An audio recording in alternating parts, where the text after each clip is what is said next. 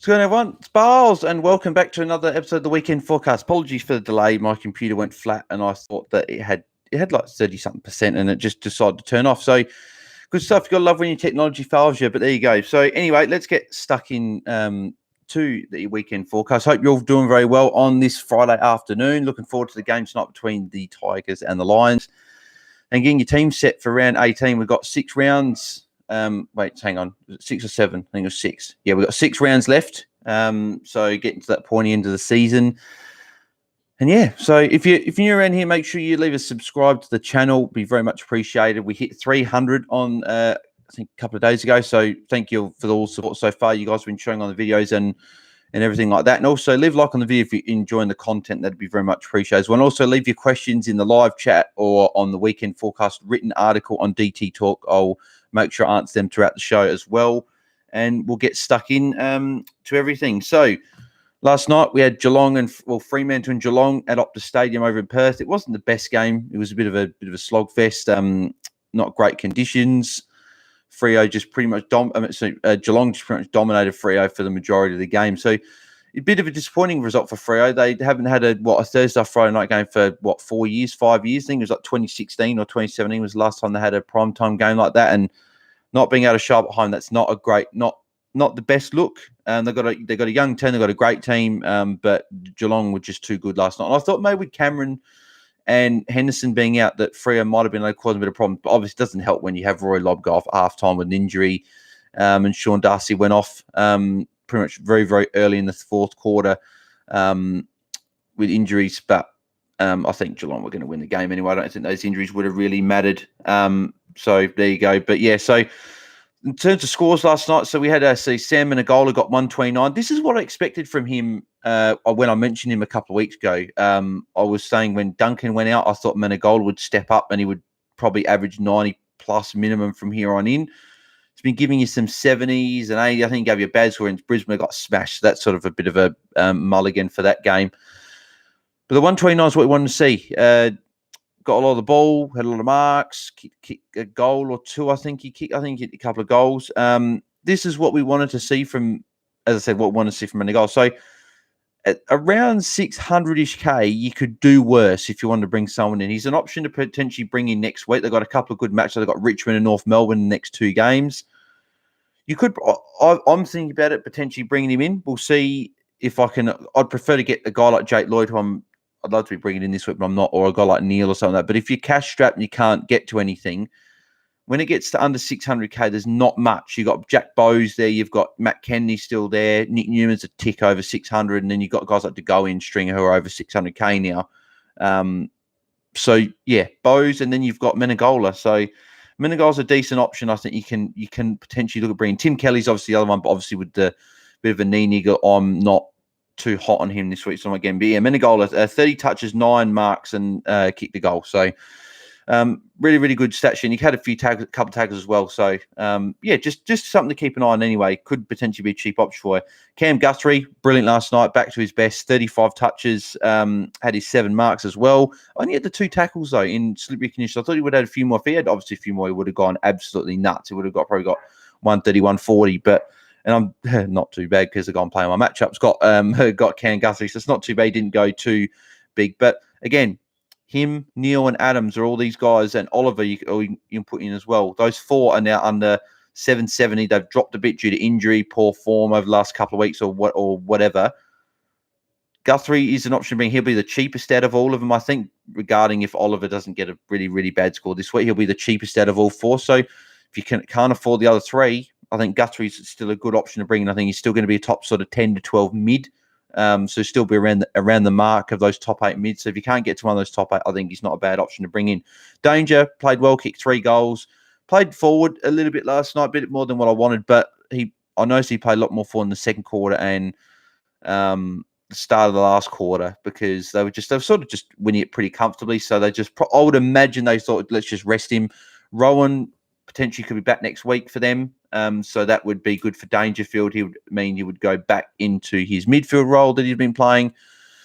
So, yeah, but he still played plenty of midfield last night, got 100 points. It's pretty much what you want. I think he's still going to be a top 6 forward, personally. I think he's going to be around probably 4, 5, 6, probably the bottom 3 of the top 6. I think you got your Zorko, Aaron Hall or Jack Zeeble if you want to put them in your forward line. And then you've also got Josh Dunkley, who's making his return. I think he'll be a top 6 forward. So, but obviously very expensive. So there you go. Sean Darcy would have been a top, and Sean Darcy as well, probably top sort of 3-4, but got injured. Unfortunately, best mate brought him in this week. And yeah, that sucks because he had Langford and Whitfield, and he brought Darcy in, and now Darcy's injured. So let's fingers crossed for not just him, but obviously all Sean Darcy owners and just Sean Darcy in general, because he's had an amazing season. Let's hope that he's not injured and this isn't something that will keep him out for multiple weeks. Hopefully he'll be able to play next week. I doubt it because the MCL, he's had damage to it, so that probably would say a couple of weeks on the sidelines. But we saw him recover from what we thought was a hamstring injury where he'd be out for a couple of weeks early in the year, and he played the next week. So let's just hope that Sean can get up next week, and let's hope he recovers well. But yeah, had a great game. He was on 102 at quarter time. He was on track for a 130 plus, and maybe potentially even more if he had a heap of hit outs in the last quarter, which was what he was doing in the first 3 quarters. And he only got the 1 point, got injured, and then ended up missing. So to Andrew Brayshaw, 96, not too bad. Considering they got well beaten, he got himself to almost 100. If you've got him, most people have him in draft, but I know a few people in Classic are rolling with him as well. Not too bad. Not too bad of a score, especially considering of the result what happened. Isaac Smith, he doesn't get talked about a lot, I don't think, in fantasy circles too much. I rate him a lot. I think he's a great player in fantasy and in real life as well. But 91 again. This year, what did I say in my notes? He said that he, out of 11 of his 17 scores this year, have been 90 plus, which is pretty good consistency for a forward, right? But he's only got, I think, 2 scores under 74, I think, this year. So he's really consistent. We've seen guys like Dusty and Pendles and stuff like that. I know Pendles wasn't playing in the midfield when you did this, but we've seen Dusty and guys like that we're frustrated with get under 60 in like back-to-back weeks. But got a guy like Isaac Smith consistently chucking in 90s and 100s and whatever. And he's also got 600s this year as well, add those 11 scores. So he's got 600s and 590s. So out of 17 games, that's not bad for a forward. He's averaging 91 for the year. I think you can do a lot worse. You can do a lot worse. I think he's in the top 10 forwards. I think that you can guarantee. And he's only 640 or around that mark. So you could bring him in, and he's not a bad option either. So I think he's an option to consider. Tom Shulkin got himself to 81, obviously only got 15 points in the second half. So obviously owners would be a bit disappointed he couldn't go on and get a ton for you. But wet conditions didn't really favour his sort of game last night. And the ball didn't even go down there really in the second half. They chipped around a little bit, but they didn't chip around probably as much as what I thought they might have in the last 10 minutes. I thought Stuart was going to get involved, but Guthrie actually got probably 6 marks or so doing that sort of thing. I think Guthrie got like 4 marks in the last 5 minutes of the third quarter as well. So, but yeah, Tom Stewart still top sort of 6 to 8 defender, if not top 10 if you want to be really critical, but still great option. And that's fine. An 80, pretty much an 80 from a defender, you just sort of tick off and say that's fine and you move on. You prefer a bit better because he's on 66 halftime, but oh well, what can you do? And Nathan Fyfe, 64. That's the reason I wasn't hot on him. That shoulder injury flared up again last night. It's just a bit of an injury walking, isn't it? You can just see him getting a knock in the first 5 minutes of a game.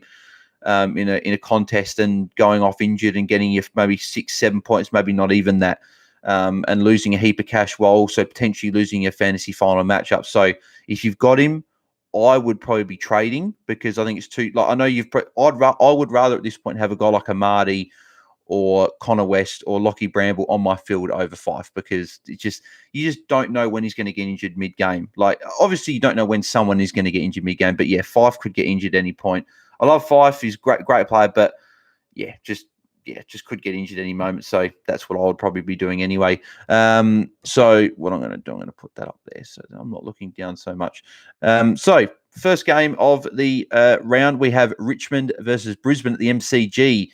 Very tempted to tip Richmond in this one. I think Jack Rewalt's round of game. I think Richmond could get up for this one. But Kane Lambert comes in, Tobin Curvis and Matt Parker making his debut tonight. Riley Colley-Dawkins, Tom Dow, Paddy Naish all dropped, and Jack Ross is the Medi sub.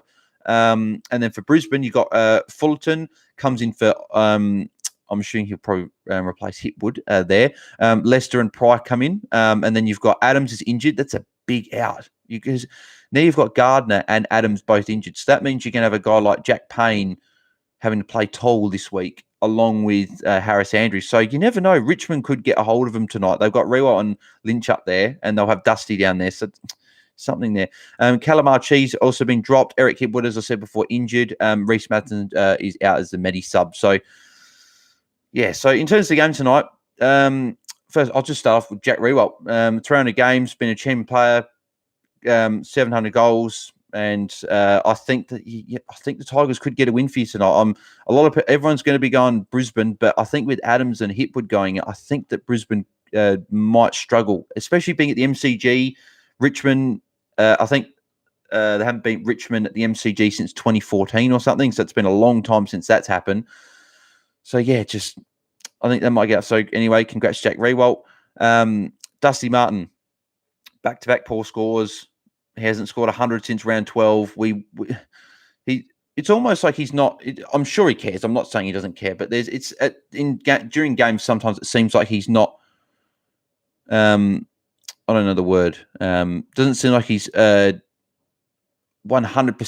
dog hungry when he wants to get the ball. Right? He sort of seems like he's sort of almost labouring a bit. Like he's sort of like I'm not too fussed in this. And obviously Richmond is struggling at the moment, but tonight I think this is where people have. The last couple of weeks, people said, "Oh, what's happened to Richmond? Richmond are struggling, whatever." Whereas this week, people have said Richmond are done; their season's cooked, and that's it.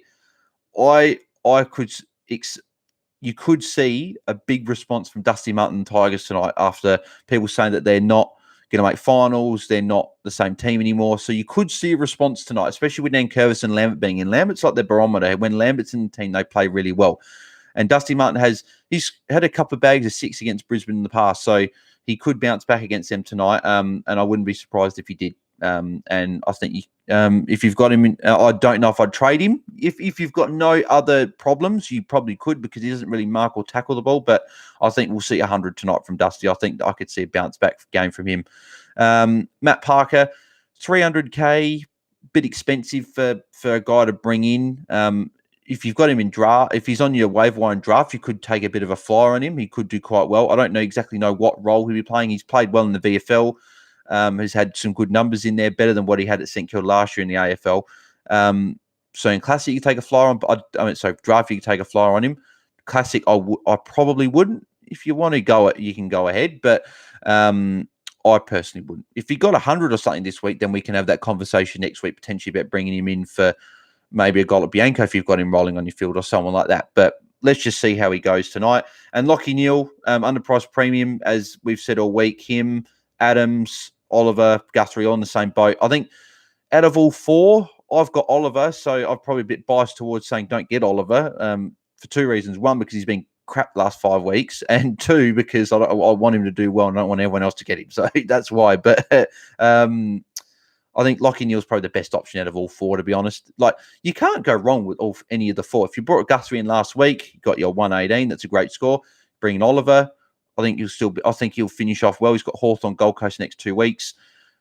Adams, been great the last 3 weeks. Got a 130 last week as well. And then you've got Lachie Neale, who's got an amazing run for the rest of the year. I would probably pick Lachie Neale, as I said, out of on purely for the fact of that run for the rest of the year and what he did last year.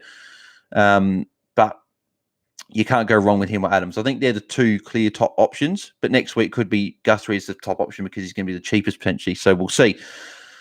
Gold Coast, Western Bulldogs. This game's not till 4 o'clock on 4 or 5 for me on the Saturday. For most people living in Melbourne, Tasmania, Queensland, whatever, it's going to be at 4:35. So Noah Anderson, Josh Corbett, and Caleb Graham come in for Gold Coast. Rory Atkins is out as a medi sub. Sam Day, Hugh Greenwood, and Oleg Markov are all in. So if you've got Markov, this is probably a good excuse to get rid of him. I got rid of him last week. I changed mine because obviously I took Brambles off my bench. And I was able to get rid of Markov, and I had to keep Poulter, he'll be going probably for me this week. So we'll talk about that in a sec. And Bulldogs, Crozier, Dunkley, Norton, and Rourke Smith come in. So that's bad news for Hunter. I'll talk about that in a sec. Mitch Hannon has been dropped. Tom Liberatore managed. So Dunkley probably goes straight to the midfield. Anthony Scott, Mitch Wallace, and Lewis Young have all been dropped from the team. But yeah, so from this game, Jack Bowes, 560 odd. good underpriced option. Bring it. I know that from what he said, Warney looks like he'll be bringing Jack Bowes in this week, but I think it's a good option. I think under 600k, there's not many options. As I said, Menegola last night, but you wouldn't have brought him in this week. Next week, you could potentially look at bringing him in. But Jack Bowes, 560, not a bad option. He's got back-to-back 90s since Collins has been back in the team. He's got those 2 90s. And when Collins is in, he plays that rebounding role that we saw early in the year when he was scoring really well. But since Collins was out, he was playing more of a lockdown. Oh, getting words mixed up. Lockdown role. So, yeah, I think you can do a lot worse. And if I can't afford anyone next week, I'll be bringing him in if he has a good game this week. And it's against the Dogs, who give up some points to defenders. Look what the North guys did a couple of weeks ago. Even the Sydney guys like Lloyd and that did well last week. So there you go. So Lachie Hunter, he could potentially go for me next week, depending on how he goes this week, because Rourke Smith back in the team. We saw with Rourke Smith in the team against Geelong and even earlier, Rourke Smith and Bailey Smith were the starting wingman and Lachie Hunter was forward. And then Lachie Hunter would sort of swap with, it would be like a rotation. So it'd be like you'd have one of those, Bailey Smith or Rourke Smith, to go off. Hunter would go to a wing. The other one would go off and then Hunter would go back forward. So it was like a 3-way rotation. Maybe with Liberatore being rested this week, he's fine this week because maybe Dunkley just plays straight midfield and Bailey Smith also goes to midfield, or like Dunkley plays his role as like in forward, then goes up to the stoppage and Bailey Smith plays midfield. We'll see how that works. But yeah, I'm nervous for Hunter this week. He could potentially go as well for me this for next week because he's 640. You could I could do a straight swap to Isaac Smith next week. And I could just bring Isaac Smith in for Hunter, and that could be a potentially smart option. But let's just see. I'm just a bit nervous. Jack Mccray, I expect a big bounce back from him this week. He's got Gold Coast, averages 120 against them in his 10 games against them. And we've seen some 180s and 170. We've seen some massive scores against Gold Coast in the past from Mccray. He always gets off the leash. Do they put someone to him? I don't think so. I think Bont's playing too good at the moment that you'd think about putting someone on Mccray, especially with Mccray having a couple of down weeks. I'm putting in vice captain. I think he's a great vice captain option. If you've got a guy like a Jacob Edwards or Charlie Comben on your ruck bench for North Melbourne, or if you've got Ronan O'Connor for the Crows, or if you're keeping Whitfield to use him as a loophole option, something like that, you can obviously use Mccray vice captain because he's got the 4 o'clock game, but some people aren't in that position. So, but I think if you want to put in captain, he's not a bad option. I know Cowan hasn't got him in the top 10 because obviously the last 2 weeks, but I've got a suspicion that he might be back this week and he might be back in a big way. Dunkley as well. Could you bring him straight back in the team? I personally wouldn't, but I think you can because he played that well. Like the only risk is he gets re-injured, but his fitness wouldn't have gone because, well, his match fitness might have diminished a little bit, but his actual fitness wouldn't have because he would have been running this whole time. So you can bring him in. He's definitely a top 6 forward. He's probably top 3 forward. Really, he was the best forward in the comp. He hadn't gone under 100. So I think you want to keep that run going of not going under 100 for this year. So if you want to bring him in, Phil, you can't really go wrong. But I personally would pay like 30, 40k more and get Tom Mitchell. I'd save money and go for Neil or Adams personally. But if you want to be different, fantasy's fun at the end of the day. If you love Dunkley and you want to bring him in, just bring him in. Like, what have you got to lose? If he gets injured, what can you do? Unfortunately, you took a risk and unfortunately got injured. But yeah, that's just my advice with that one. Melbourne Hawthorne, MCG, same time as that game. So we've got 2 4 o'clock games, which weird. I thought we might have moved one of those games to the 1 o'clock slot and then had the 1 twilight game. So we're not sort of overlapping and sort of having less viewers on the one game. But anyway, I don't control the TV stuff. So Tom Sparrow, as the Medi subs, the only out for Melbourne, no ins for them as yet. Mitch Lewis, Tim O'Brien and Ned Reeves come in for Hawthorn. John Segler out injured. So I don't know how long he's out injured for, but that could be good for Reeves. Ollie Hanrahan out the Medi sub. Jath is injured and Scrimshaw's also injured. So that could be good for a guy we're going to talk about in a sec, or the guy on the thumbnail, I should say, if I want to spoil it. But yeah, Salem, back 300s in a row, lowest score of 98 in his last 4 as well. He's a good option, very good option. Obviously, Roy's just put him in his best 6 defenders. He's put him at number 6. I think he put him in it, from what I remember on the Tuesday podcast. Good pod option to bring in. A lot of people are going for Lloyd this week. A lot of people are going for paying up for Mills. And if you don't have Laird, I can't believe if you don't have Laird, because Laird's owned by so many people. But if you don't have Laird, you get Laird. Guys like that. But next, Salem's not far off because he's 700 Ks. He went down to 640, had some poor scores. Like come back from injuries, come back and has performed really well with Melbourne playing so well as well. And that obviously is even better for Salem. Last year, I saw signs of what could be a top 6 man. I brought him in last year. I owned him when he was had some poor, dirty scores with 60s and 50s. But that was when Melbourne was struggling. Melbourne are playing really well this year, and he's playing really well as a result as well. So, and we've seen a ceiling. He's gone 119, 112, 141, 126 already this year. So he's not like those defenders. A guy like Lloyd could potentially get back to that with the role he's playing again, which I'll talk about when I get to the Sydney game. But guys like Tom Stewart and even Jaden Short and I can't think of anyone else off the top of my head that would fit this bill. But they get you they get you just hundreds. Like they get you anywhere from 100 to 110 if they go 100. They don't get you 120, 130. Salem has shown he can go over 120 and 130 and 140. So he's got a high ceiling. Could be a good option to bring in, especially for your fantasy finals as well. So just keep an eye on that. Clayton Oliver, underpriced option as well, as I mentioned before, with all those guys. Been poor last 5, only 100 in his last 5, and that was only a 104. His first 11 games, as I've spoken about many times here before, has got 9 of 1100s in those 2 games. The North Melbourne game was weird, and he got tagged against De Boer and only got an 80. So fingers crossed that we can get the Clayton Oliver of the first 11 rounds back of those 110, 120 plus scores. I'd love to see it, especially against Hawthorne this week. Not because I don't like Hawthorne, because I don't really hate any AFL team to be, if I'm really honest. But I just want to see Oliver play well. So there you go. Lachie Bramble, as I sort of mentioned a little bit earlier, Scrimshaw and Jath both out injured. He played defence last week, 27 disposals, 6 marks, which is great. Breaking -18 as well, so he's gonna be hitting 400k probably within the next 2 weeks. Not this week unless he gets a 150, but not many. There's only been probably 1 or 2 rookies in the past they've done that. And the only ones I can think off the top of my head was Michael Barlow from the OG DT days, Dream Team days. If you know Barlow, mate, he's insane his first year, and then Fiorini I think got 150 in like his second or third game. When he played towards the end of the year, I think it was like 2016 or something like that, I think it was.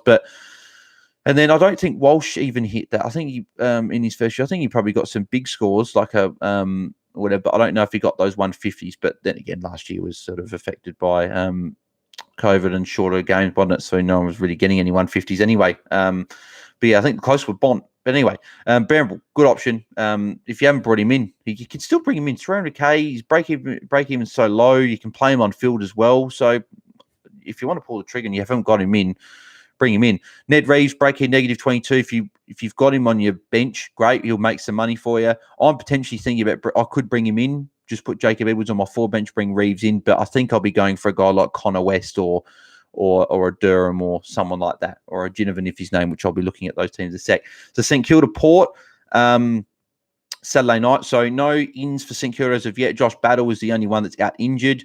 And I think I read something today that he's going to be out probably for the rest of the year, so that's unfortunate for him.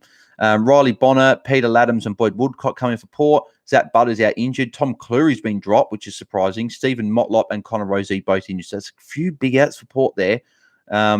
All 4 of those players are probably in their best 22. But Ryan Marshall, about 560. Last 2 scores, 79 and 91. Again, in the similar vein to guys like Tim Kelly and Jack Bowes and Sam Menegold. If you can't afford these guys, like especially a guy like Degoe this week for 60, but he'll be a lot more expensive than that this week.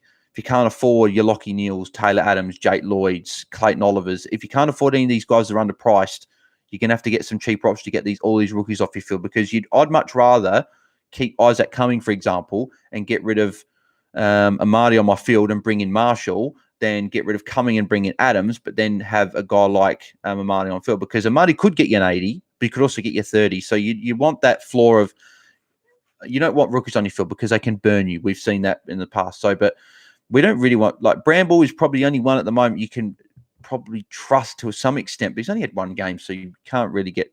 I'm excited about what Bramble can do, but yeah, there you go. But yeah, 562, not a bad option to bring your forward line. And it's also a good cover if anything happens to Gorn or Grundy, because we saw with Darcy last night. Look, an injury can just pop up at any point. So might not be a bad option to have as cover.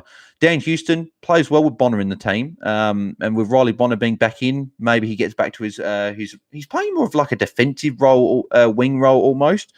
And there's long periods of games, which I said to Warney last week, there's long periods of games where he's just missing from the game, and then he gets 20 points quickly, but then he'll be missing for the next half an hour. It's really weird. And hopefully Bonner back in, he goes back to that role where he was scoring like back-to-back like 96s and 97s and 98s and stuff like that like a few rounds ago. So let's just hope that he can get back to that role. So we've got the teams for Sunday. They should be in by now. So I'll go through them. So I'm on to the Sunday game now. So we've got North Melbourne, Essendon. So for nope, they haven't been updated. I'm sure that they will be updated. They should be anyway. It should have been updated about 9 minutes ago. We've got 4 games. Maybe with the games being moved. Hang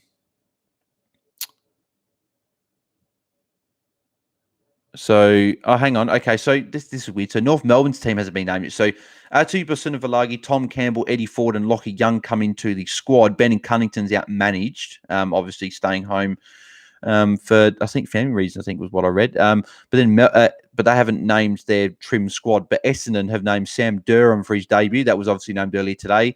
And Dyson Hepp will come in. So you've got Marty Gleason's been dropped. Braden Ham is out as the Medi sub, and Kyle Langford is out injured. So, yeah, I don't know what's going on with North Melbourne's like. Maybe they just haven't put it through yet. But Sam Durham, interesting option, potentially over Conor West, potentially. I'll just quickly go through all the other teams here while I'm here. So Will Kelly is the only change for Collingwood, being out injured. So that means that... Ginnivan's not in the team, and Caleb Poulter, if anyone has held on to him, like I didn't hold on to him, I just kept him because I want to take Brownwell's score, but he's obviously gone for me this week anyway, but him being out this week sort of just solidifies that. But yeah, so no Ginnivan and no Poulter for Collingwood. And then Carlton, Zach Fisher and Liam Jones come in for Paddy Cripps, Lachie Fogarty and Will Setterfield. So that could be bad for guys like Newman, because that means that Williamson's held his spot. And when Williamson holds his spot, we've seen in the past Doherty does struggle at times when Tom Williamson's in the team. If you don't know that, check the numbers because they don't lie. And when Williamson's in the team, it sort of stuffs around all those defenders in terms of fantasy scores. So if you're playing a guy like Stocker on your field, like I'm loopholing him, but that could be a bit of trouble. Newman didn't take many kick-ins last week, and with Williamson being back in, that's a bit of trouble as well. So we'll see how that goes. But also Bianco holds his spot if anyone's still rolling with him as well, which again I think I'll be loopholing either him or that. So there you go. So Stephen said, okay, so Newman is on a wing then. Yeah, we'll see. We'll see if he's on a wing. I'm not sure if he'd be on a wing or not. He's on the bench at the moment, but with Williamson being in, I think Newman. I think a guy like maybe Sard. You could move Sard up on a wing. You could move Williams on a wing. You could move even a guy like Liam Stocker on a wing, because Liam Stocker was drafted as a midfielder. So there you go. But I will answer, Stephen, your question. You put to a question before earlier in the podcast. I will answer that. Don't worry. I'm just going through all this stuff first, and then I'll get through it. So for the Crows, Darcy Foley comes in. Thank you very much. The Crows support. I'm very happy with that. Elliot Himmelberg, Tom Lynch, Andrew McPherson, and Taylor Walker are back in. So good to see Big Texans back in. Ben Davis out as a Medi sub. Tom Duday injured with that sickening collision. Luke Pedler has been dropped. Lachie Scholl's been dropped. And Riley Thilthop's been managed. Okay, so that's not too bad. Thilthop being managed. He's played a lot of games already. So yeah. There you go. So Harry Edwards and Conor West to make his debut, as mentioned earlier in the week. For the West Coast, Brendan Archie injured, Tom Barras injured, and Jackson Nelson drops. That means Luke Edwards held his spot, I think. I'm pretty sure that means Luke Edwards held his spot on team. Yeah, it did. So if you've got Luke Edwards, he's gone from being the Medi sub, not coming on, and then now holding his spot on the team. I was personally hoping Luke Foley would come back into the team, but maybe that was just wishful thinking. West Coast do like to make a lot of changes. But Tim Kelly and Elliot Yeo both held their spot. Obviously, they had some niggles. They've said apparently they're not 100% confirmed to be playing and confirmed starters. So just keep an eye on that if you're bringing them in. I personally wouldn't be bringing Tim Kelly this week, knowing that now. I'd be waiting a week to see what he does this week, and if he pulls up well and plays well, then I'd bring him in next week. But after that news, a bit not as keen on him. And then the Giants and Sydney game. So Giants, Stephen Canilia comes back into the team. Matt Flynn and Xavier O'Halloran come in as well. Lachie Ash has been dropped. Bobby Hill been managed. Shane Mumford injured. And Lachie Whitfield injured, as we obviously know from last week already. So Cogs is back in. Stephen Canilia is back in. So there you go. So let's run through these games, shall we? Let's have a look at who we're looking at. Then I'll answer your questions. I've got some questions on the written version of the article. I've got some questions on the live chat. So if you want your question answered as well, make sure you leave them in the live chat and I'll answer them towards the end of the show as well. So Jaden Stevenson, the North Melbourne game, I'll be keeping an eye on him. Not keeping an eye on him, but just you could take a punt on him. Everyone's gone for De Goey. If you've already got De Goey, Stevenson got a 150. Not many forwards can get you 150. 38 disposals in the wet as well. Break him to 46. He's not going to get you 150 every week, right? I'm not going to rule out the fact he's not going to get a 150 this week. He's got the Bombers, can give up some points. I don't think he's going to get 150, but we're breaking to 46. If you get you a couple of 90s back to back, he's 617 or somewhere around that price. So he'll probably rise to 650, 660 pretty quickly. Depending on if he gets 100 and something, 120 this week, it'd be 660 next week. So he could rise quickly to 790k. So if you're looking to make some money to get up to a guy like Neil or Adams or something like that, or even a Dunkley if you want to bring him in your forward line, or Zorko, Stevenson could be a decent stepping stone because he's been safe for a 70 all year. I think he had that one bad game against Gold Coast during the year, and that was about it. So you could take a punt on him. Jordan Ridley, bit nervous with him. Obviously, with Heppel back in, you've got Heppel, you've got Hines, you've got Redmond, you've got Ridley, you've got all these guys back there. Ridley did take majority of the kick-ins last week. I think he took almost all of them besides one. With Heppel being back in the team, Heppel takes some more kick-ins. Heppel takes some, obviously, marks. Heppel's probably the best defender out of the lot, because I think he's the most consistent. But, yeah, Ridley's still under 600k as well. Potentially could be an option if we see something as well this week, but I'd be a little bit wary of the fact Heppel's back in. And obviously I didn't write on the article because I didn't know he was going to be making his debut, but Sam Durham's in. I'm considering bringing him in because I'm thinking about downgrading a guy like Newcombe or Bianco, and they're obviously in my, Newcomb's in my midfield, but Bianco's in my defence on my bench. So I could bring in Durham and loophole him with Stocker or Bianco and use him instead this week potentially. I don't know if I'm going to bring him or West in. I've got to make that call because I'm bringing De Goey in. So I've got to make that, and I'm bringing him from Poland. So I've got to make that call probably on Sunday. I'd probably don't have to. The good thing is I don't have to do my trades, I don't think, till probably tomorrow or Saturday, Sunday at the latest. But yeah, Durham, defender mid, he's come in. Because the thing is, all these rookies at this point in the year, you don't know what their job security is going to be. Like Conor West, Sam Durham, and if Jack Ginnivan came in, you don't know what their job security is going to be.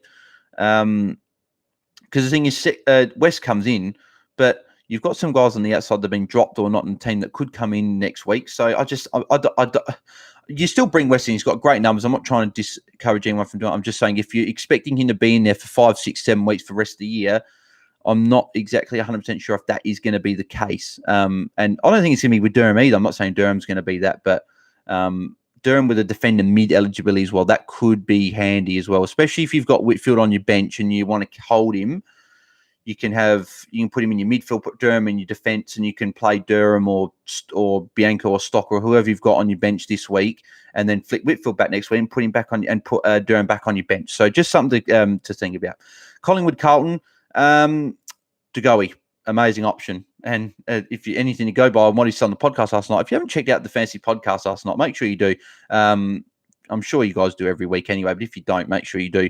De Goey rang the trades up last night. It's great to hear the goat speak. And he reckons he probably should get a 130, maybe more. So 32 and 29 touches in the last 2 weeks, respectively. Had excuse me. 124 and 117 in his last 2 weeks. Big scores for a forward as well. He's up to 630 now. He was like 440 maybe 5 weeks ago, 6 weeks ago. It's ridiculous how much he's risen in that time. And this is what we wanted him to do at the start of the year. The people that started with De Goey in their team saw him do this against Richmond in the preseason. And we thought, he's a good forward option. 600k could be potentially could be in the top 10 forwards. You're paying unders for him. Struggled, obviously got injured playing forward. Elliott going out as well didn't help.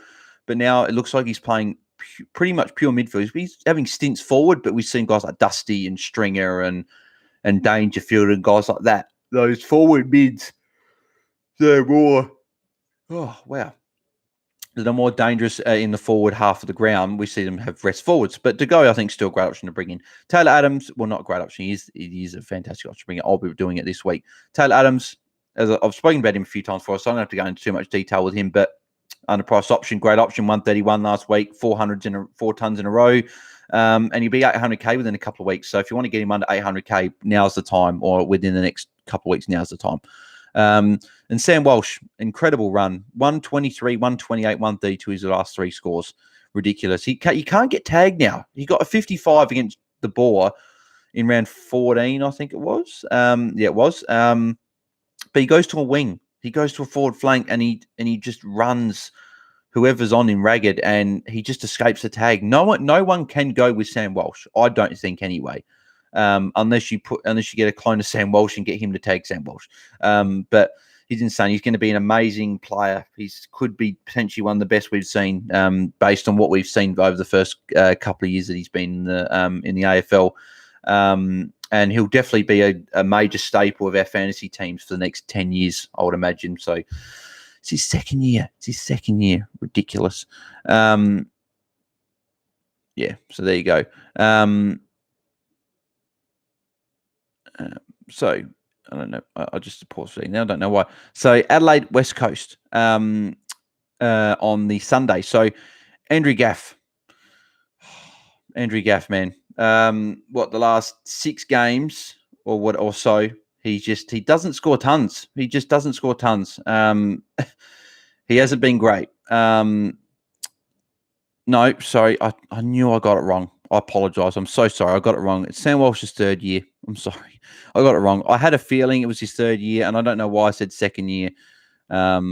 This is 30 because I was going to say Matt Rao got drafted last year. That was his 1st year. I apologise. I'm sorry. It's Sam Walsh's 3rd year. But anyway, it doesn't matter. It's only his 3rd year, and he's getting 120s on a consistent basis. Ridiculous. Anyway, so Gaff, just really besides rounds 3, 5, and 8, I've been happy with him, where he's got his big scores, 130s, 150s, and what I've expected to see from him. Besides that, he's had a couple of 110s in there, some 100s, but it's just been terrible. Like, I could have had Jack Steele instead, as I said to Warren last week, and as I've probably said a few times on either Twitter. If you follow me on Twitter, if you don't follow me on Twitter, make sure you do. I had Gaff at the start of the year, and I could have had Jack Steele. And Jack Steele's gone bananas over the last 6 weeks, and Gaff in the last 7 weeks hasn't gone over 100. High score of 99. Besides that 99, his high score is 85. He's got an 85, an 81, 99, 74, 71. Didn't play against Sydney, and then 84. It's if we want to go, right, so that was round 10. If we want to have a look at what Jack Steele's done since round 10, just to show you how bad this call was at the start of the year, because I could have chosen between him, Gaff, Mitchell, and Steele. Never would have gone Mitchell because of his off-season shoulder surgery, because I'd obviously Rockcliffe named out in the Sally, so I had to get an option that was playing on the Sunday. So Jack Steele in his last 7. So he got an 84 against Bulldogs, right? That was his worst score for quite a while, right? Since then, 118, 137, 133, 114, 157, 138. Ridiculous numbers. And I chose Gaff over him. I think I worked it out the other day. I would be about 236K, I think I said. Let me have a look. I worked out before. So 236K. I'm going for attention here. Probably shouldn't be, but oh well, that's all right. I'll quickly do this in a second, and then we'll get back onto it. No, what am I doing? Looking at the wrong thing. Man, dogs are barking out there. Yeah, you probably have them there. What are you barking at? That's right. What are they barking at? Don't know. Can I find it? Yeah, there you go. So 259K, I would have been better off by having Steele over Gaff this year, and I would have been 436 points better. So, and I'm ranked 14,000. So I'm having a terrible year. I'm just too many spuds, too many injuries this year. But yeah, so anyway, Tim Kelly. We'll get into Tim Kelly now. With that injury, not too keen on him now. I think wait a week. See what he does this week against the Crows, and then look at bringing him in next week. That's what I'd be doing. Conor West making his debut, as mentioned before. Him or Durham is the question now. Durham with defender mid status. I think I'm leaning towards Durham at the moment just because West's numbers are better in the waffle. Durham's been playing off a wing in the VFL, so potentially that could be a good role for him. He could play forward as well. That's the thing as well. He could play the forward role, could play defensive role. We don't know. As Fry's just said on Twitter now, he says that Conor West is number one option, should score a decent clip versus Crows. Sam Durham averaging 59.4 in his 9 games in the VFL, so bench only. So you probably go West based on that. And you could bring Durham in next week if you see something. That's probably, that's what I'd do. Conor West is the option, I think, out of the two. I do agree with Fry there, who does the rookie articles. Make sure you go and check out Fry's Cash Cows on DT Talk as well. Good article, that one, if you want to get your rookie sorted. But Conor West, I think, is the option out of those two. He's got 132, 124, and 118 already this year in his 9 games in the VFL. Played 3 games for West Coast and I think 6 games for East Perth. For West Perth, sorry, not East Perth. So he's been good and could be a loophole option. If you've got a Marty there, you could loophole him and see what he does. Because if you've got for me, I've got Whitfield. So I'm going to put Whitfield on my bench, loophole West. If West scores well, I might be able to do a switch and be able to take West score instead of a Marty instead. But we'll see. We'll see what happens. I might not be able to do it. Giants, final game of the round. Isaac Cumming, Lachie Ash being out. Great, good, and even Whitfield being out as well. Whitfield, I don't think affects him too much. Is the fact that Ash is now out. I think Cumming will get back to his good scores, and also back at it's at Metricon now. It's not at Mars Stadium. If you don't know that, it's obviously this game's been moved from the Saturday. Saturday 1 o'clock. I think it's a Saturday 1 o'clock or 1:30 time slot, something like that. Anyway, it's been moved to Sunday night. 2 games that Cummings played this year with Ash not in the team. 119, 106. 2 tons in those games, obviously, just said. So I'd keep him if you're looking to get rid of him. He's got a high break even, so you could offload him if he and just get rid of that break even. But I'd keep him this week if you've got other problems. He would be a low priority. And Jake Lloyd, he's back. He's back. Jake Lloyd's back. Mr. Seagull's back. Had 12 kick-ins last week and played on from 11 of them. Dawson didn't have any, and the only guy to have even 1 kick-in was Cunningham. He had 1. That's it. There was 13 kick-ins for Sydney last week. Lloyd took 12 of them. Dawson looks like he's moved back onto a wing forward role. He's not a wing forward role. He's a wing forward defender. He roams the whole wing, gets up, kicks some goals, gets back. But Lloyd taking the kick-ins is what we want. That's a guaranteed. Last week, he got you 33 guaranteed points without even trying, right? You got 116. 673K, an amazing run to finish the year. It's an insanely easy option. No, not an insanely easy option. Insanely easy run. So Sydney's run. This is even good for Mills if you're looking at a guy like Mills as well. Like I brought Mills in last week, and it was very enjoyable to watch him last week. But they've got Giants this week. But then they've got Fremantle, Essendon, St Kilda, North Melbourne, Gold Coast to finish the year. Such a great run. And Lloyd could go bananas. He really could. So there you go. So question time. Let's answer your questions. I'm sure you guys have been keen for me to answer these questions. So Stephen Sexton asked, Newman playing on a wing again, potentially. So Stevenson or Bowes. I'm assuming you don't have Newman. So I'm assuming you're looking at Newman. But if you're looking at Stevenson or Bowes, I'd probably pick Stevenson out of those two. If you need to save cash, Bowes is not a bad option to save cash with. I'd be going Stevenson purely on the fact he got a 150 last week and he's been consistent. It's not just the fact he got a 150 this last week and he's been average the rest of the year. He's been consistent the whole year and he's got a break into 46. He'll make your money. Yeah, and I'm assuming you got to go. If you don't have to go, I'd go to go over those guys. But Stevenson is the option there. I'd be bringing in over those guys. I Asbestos. Thanks for subbing to the channel. By the way, I saw the notification before, so I appreciate that. If you haven't subbed to the channel, I'd very much appreciate it. Help is always welcomed here. And if you can leave a like on the video if you're enjoying the content, that'd be amazing as well. Appreciate all your support. So he asked, Amadi or West to field? I can't loot them. Cheers, mate.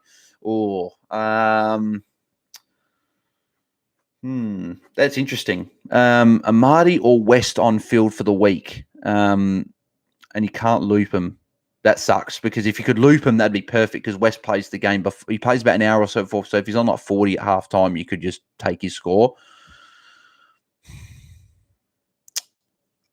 That's a tough one. Because on one hand, Amadi's proven Buddy's had bad scores, but West is playing the Crows, and the Crows give up points, and he's named on a wing, so he could be playing a wing role. I think you have to go Amadi just because Amadi has played games before and he's shown he can get you an 80, and his worst score he's going to give you. Well, didn't he get like a really poor score 2 weeks ago? I know he got a 38 last week. He got a 70, I think, the week before, but didn't he get another really bad score? I think it was 238s or 38 and 39. So besides 30 and 39, he's giving you a 74, 92, and 70. So I don't think you're really going to be getting too many points either way. I don't see one getting a 90 and one getting a 20. I see them both probably getting about the same. But I would just go Marty because we've seen him before. We could see Wesley plays a forward pocket role and he scores 30. So I'd go Marty just.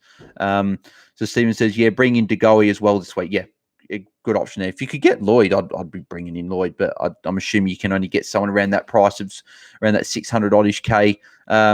You could potentially look at Stringer as well over Stevenson with Langford being out. That might open some more opportunity in the midfield for Stringer to stay in the midfield. So Adam Pavthiwala, I hope I've got that name right. I apologise if I don't. So he said downgrade Newcombe to West. I like that. It's a good option because Newcombe's not playing. And he could be the sub as well, so that's also good. And upgrade a Marty to Jake Lloyd with 140K left to spare for next round. Good trade. Yeah, tick it off. Well done. Good trades. As the traders say, that's for me, that would be trade of the afternoon or trade of the podcast because that's I love that. You got some money in the bank to next week to be able to. I don't know if you've got any rookies on your field still, whatever. If Newcomb's on your if West is on your field though, that could potentially be anything. But if Newcomb's on your bench like myself, it's a great option.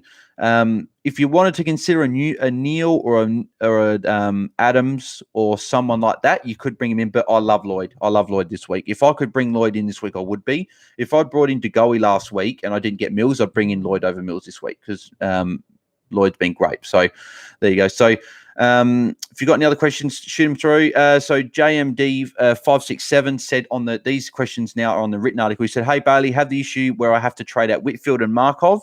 I'm getting DeGoey for certain. Just don't know who to choose for the other trade in. Tim Kelly, Jake Stringer, David Swallow, Jack Billings, or Matt Kennedy. So I'd automatically cross off Tim Kelly with that niggle with that knee. Billings is way too inconsistent. Could get you 60, could get you 100. So I wouldn't go him. So for me, that comes down to Stringer, Swallow, or Kennedy.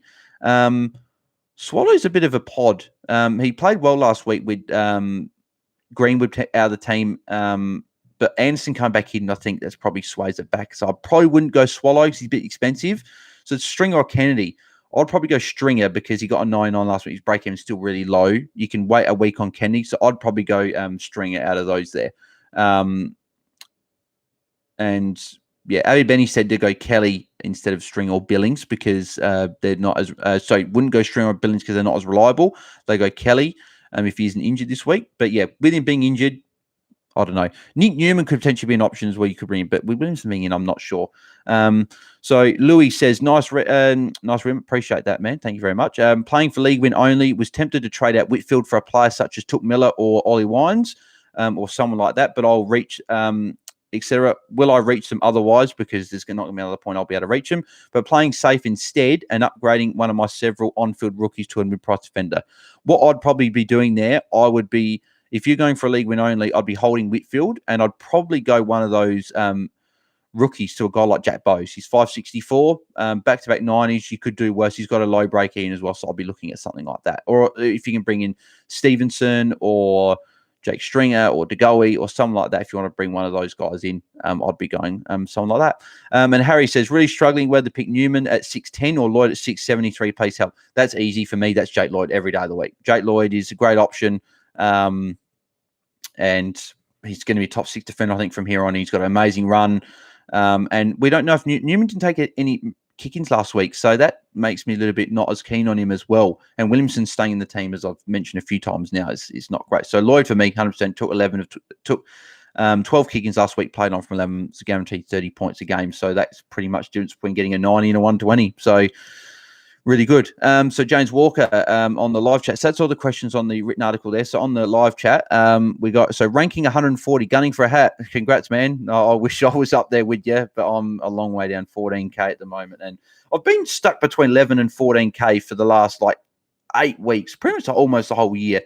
I'm usually ranked inside the top 5,000. I'm not too mind or anything. I'm just saying facts. I'm just usually ranked inside the top 5,000. But this year I've struggled with getting Steele instead of Gaff and getting Gaff instead of Steele and bringing in Oliver and him playing crap or whatever. That's just oh well as me. But there you go. We'll move on from that. So Amadi and Bianco to DeGoey and West, and you're holding Whitfield with Bramble as cover and 0 rookies on field. I do like that.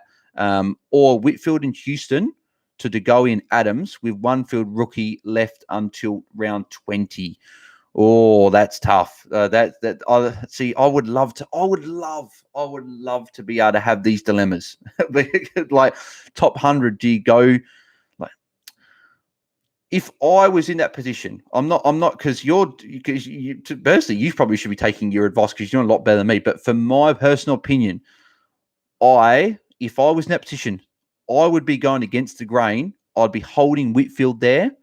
I'll be playing Bramble this week because I think Bramble playing that good role, I think he'll give you a pretty decent score, actually. I think you probably a minimum of 70 this week. And it's only for a week as well. Whitfield will be back next week. And you're going Amadi to DeGoey. Amadi to DeGoey, amazing trade. And you're going Bianco to West. You're going getting money and you're holding Whitfield. So you'll be able to bring Whitfield on next week and you could potentially upgrade. I don't know if you've got maybe a Haynes or you got Houston. So you could upgrade Houston potentially next week if he doesn't do well. You can downgrade someone on your bench, get him, and then you can have him, Whitfield. You could have maybe you could bring in Lloyd or something like that. I would be going for holding Whitfield and getting the DeGoey and West. But as a top 100, you could got Darcy, so have to deal with that next week likely. See, most people probably think that maybe with Whitfield, but the thing is, I think they've said Whitfield should be back next week. So it's if you've got Darcy, that means you're probably not going to get a rookie off, as you said, until round 20. So in that situation, I'd be keeping Whitfield because if Darcy misses next week, you've got to get rid of him. I don't know if you've got Grundy, that could be an option, but you can fix that issue up next week. Whereas if you've got the rookie on field still, you've got to wait till round 20 just to get that rookie off the field. So that's a long time to wait with a rookie on field, especially because you're going for top 100 as well. Having Whitfield back next week, I would imagine out of the top 100, probably 90, at least of 90 of those top 100 people will be getting rid of Whitfield. A few people will hold to be different, and especially with your situation, you've got Bramble to cover you this week for Whitfield. So I'd be holding Whitfield, and that personally, but as I said, you're ranked you're doing really well this year, and I'm not doing as well. So you should always be just always backing yourself in. But I'm happy to help anyway, and that's what I would do anyway. I wish I was ranked at that high.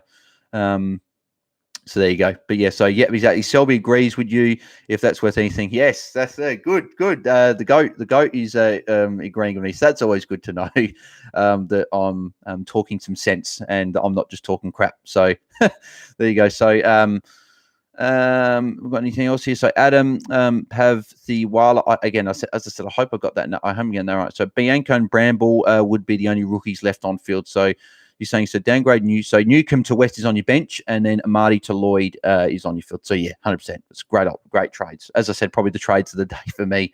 That's what I'd do. As I said, you could potentially look at a guy like Neil Adams, but I think Lloyd's a great option. You can bring him in and you can get one of those other guys next week. So there you go. That is the end of the pod. Bit of a longer one today. Thank you. I enjoyed answering a few more questions today. It's always good to answer questions and interact with you guys watching live as well. I really do enjoy that, and I enjoy answering questions on the article as well. Always fun. So my trades this week, I'm going Poulter now. Confirmed 100%. On the article, it says Poulter or Stocker to DeGoey. Cheers, and got the name right. Oh, good, Adam. I'm glad that I got that right. I'm sometimes with the longer names, I'm not the best at pronouncing them, but it's good to know that I got it right. So I said Poulter or Stocker to DeGoey on the written article. I'm definitely going Poulter to DeGoey now. That's a locked-in trade for me. I can't do that though because I've got to do my other trade. So either Newcomb, Harry Jones, or I said Newcomb, Harry Jones or Newcomb. I've got to fix that up. But Newcomb, Jones or Bianco to Conor West. You could look at Durham, not averaging as well in the VFL. Defender mid is good eligibility. So if you need a defender rookie, I'd be going him. But I don't need a defender rookie this week. I can get a defender rookie next week. But I need one to play because I got Foley. So, and he doesn't. I don't know if he's come back in the team anytime soon. So I need to get a playing defender rookie. Preferably anyway. So one of those guys will go to West. At this stage, I'm thinking Newcomb because he could be the sub and he could lose money. Harry Jones, another one. He's not making me any more money. And I can just switch another rookie back in my forward line and bring in Conor West in my midfield. So, yeah, there you go. So that's the end of the podcast. Thank you very much for everyone tuning in. I really appreciate everyone tuning in live and anyone watching on the replay. If you haven't subscribed to the channel yet, we've hit 300. So thank you very much for helping me hit that milestone. Leave a like on the video if you enjoyed the video as well. Hope I gave you some good advice. Hope you enjoyed the weekend forecast this week. And yeah, I'll see you guys. And also follow my social media links in the description below as well. DT Talk YouTube channel for all Warney, Roy, and Calvin's videos. The podcast on there. Make sure you go and subscribe to that channel as well. And make sure you check the written article of this version on DT Talk as well. Turn bell notifications on as well for this. I've said as well half sometimes. Turn bell notifications on for my YouTube channel as well as the DT Talk YouTube channel, because when we go live or we upload videos, you'll get notification knowing when we're up. So I go live 4 p.m. every Friday, my time, so 4:30 for pretty much everyone else in Australia besides Perth. I don't know what time it'll be Perth, but if you want to watch, then that's when I go. So Fridays, hopefully potentially get another guest on next week. So there you go. So thank you very much for watching, and I'll see you guys next week. I'm out. Cheers.